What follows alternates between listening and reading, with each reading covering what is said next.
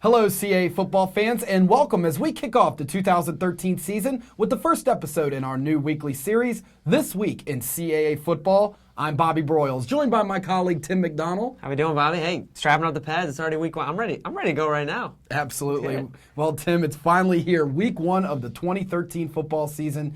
Camps have wound up and game preparation is well underway as our league teams get set to flex their muscle in the non-conference portion of their schedules, many of which include some FBS opponents this year. So, Tim, CAA football has had some signature wins against FBS foes in the past. Some highlights being memorable: wins by James Madison over Virginia Tech, William and Mary over Virginia, Richmond over Duke, and New Hampshire's recent success against the MAC.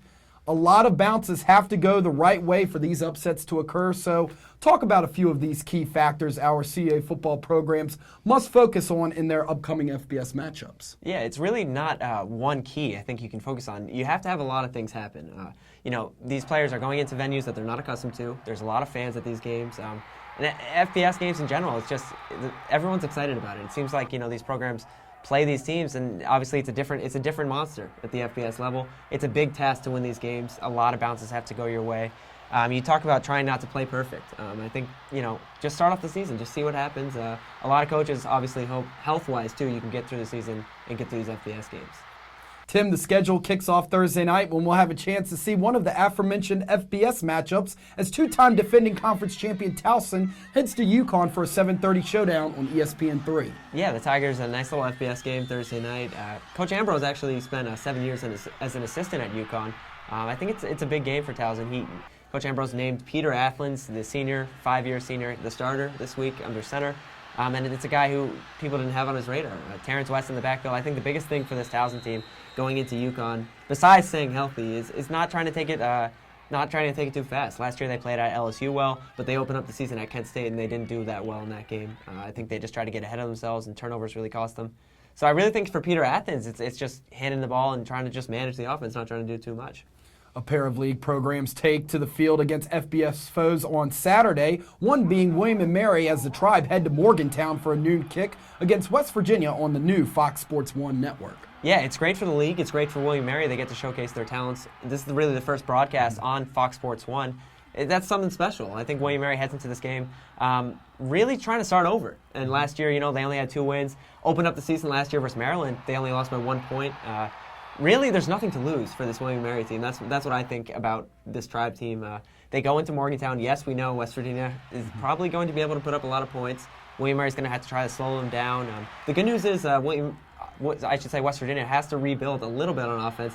And last year, WVU had some problems on defense. So maybe William & Mary can try to exploit that a little bit. It's going to be a tough task in Morgantown. Absolutely. Second year in a row, by the way, West Virginia taking on a CAA football opponent. It should be interesting to see. CAA football preseason favorite Villanova will also kick off at noon on Saturday when the Wildcats face ACC foe Boston College in Chestnut Hill. Yeah, I think this is a very intriguing matchup. I think Villanova heads to Boston College not being able to fly under the radar like they had wished. Boston College certainly knows what Villanova did in the CAA. New regime at BC. Steve Adazio takes over the program. It's a big game for him, too. This is how he's going to look as a head coach. Villanova, obviously, last year played Temple, didn't have great results, but in the past, Villanova hasn't been scared to play the FBS games. I think some of the keys, too, some of the funny things, you look at Don Brown, the coordinator defensively for BC. He was in the CAA football.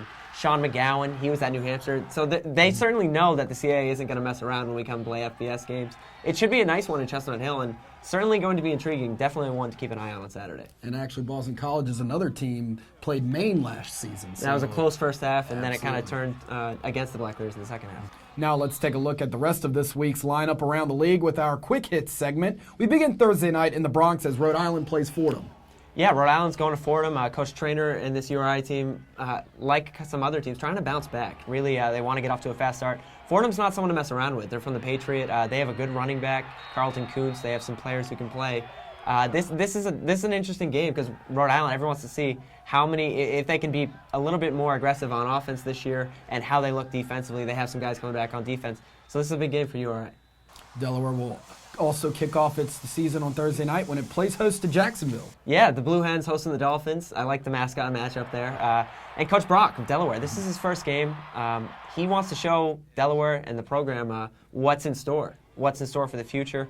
I think Delaware in the past under Casey Keeler, the former head coach, they've gotten off to slow starts in season openers. So this is a big game in terms of getting off to a fast start. Jacksonville out of the Pioneer hasn't played the type of competition out of conference, but it should be a nice little matchup in Delaware.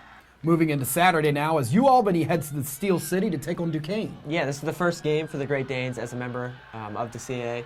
Fiacchi, the quarterback for UAlbany, I think this is a guy who really played well last year, and now he's the leader on offense. And I want to see how he does in this game. I want to see how this offense progresses. They lost their top rusher from last year. And Coach Bob Ford, this is the last go-around for him. He announced his retirement. They're two former NEC foes, so they're familiar with Duquesne. These guys played last year, November 10th, and Albany won by 7 points. It should be another close game. This is no way that this is not going to be a blowout or anything like that. They're familiar with each other. It's going to be a close one. Saturday evening, JMU will welcome Central Connecticut State to Bridgeforth Stadium. Yeah, this is game 1 of 7 that home games that JMU has at Bridgeforth. I think, like I always say, the streamers should be flying. Coach Matthews and he's really handing the reins of the offense over to quarterback Michael Birdsong. And everyone wants to see how he's going to do. Is this offense going to open up under Mike O'Kane, the new offensive coordinator? I think that's the question. How many points are the Dukes going to put up, and how's that offense going to flow? Also kicking at 6 on Saturday will be Maine, which opens its 2013 slate on the road against Norfolk State. Yeah, the Black Bears and Coach Cosgrove heading down to Virginia. I'm going to watch out for this game. They're coming down to the beach, going to Norfolk State. Norfolk State, this is a team who was inconsistent last year, but 2 years ago they were removed from the MEAC title. I don't think this is a game to mess around with if you're the Black Bears. You have to travel a little bit. Camp just ended. Offensively, Marcus Washaleski, how's he going to progress? And it's exciting for the Black Bears, but I think it's also a game to keep an eye on. And we wrap up our quick hit segment with the Richmond Spiders, who welcome in-state foe VMI to Robins Stadium. Yeah, and Richmond has some numbers on its side in the past 2 years. They're 16-0 since 2005 in non-conference regular season FCS games. They're also 10-0 versus VMI in the series in their most recent games. I think Richmond comes into this season with a lot of passion, a lot to play for after arguably getting snubbed in the playoffs. Michael Strauss, the quarterback, everyone wants to see how he's going to do. It's his first full year as a starter. It should be another good game. It's the first home opener at Robins, especially the first home opener since 2005 for Richmond, so it's exciting. You can follow all of these games on our game day page on CAAfootball.com, where you'll find links to game day information, live stats and audio, and video streaming for each of this week's 9 contests. Remember to check in with us on Sunday as we present the Sunday Rundown on CAAfootball.com with scores, stats, photos, video, and more. Of course, Bobby, we encourage you to follow CAA Football on social medias. You can find us on Twitter at CAA Football. Follow us in conversation with the official hashtag CAAFB. Of course, Bobby, check us out on Facebook.com/CAA Football and on Instagram and Vine by searching CAA Football. Tim, are you ready for some football? I've been listening to the game day. I've been checking out the bands. I've been getting the songs ready. Bob, I'm ready. I can smell the hot dogs in the air. I'm ready for the season to start. Well, let's get it going. That'll do it for us for this week in CAA Football Kickoff episode. Thanks for tuning in. Enjoy the games this week, and we'll see you right back here on CAA.TV next Wednesday.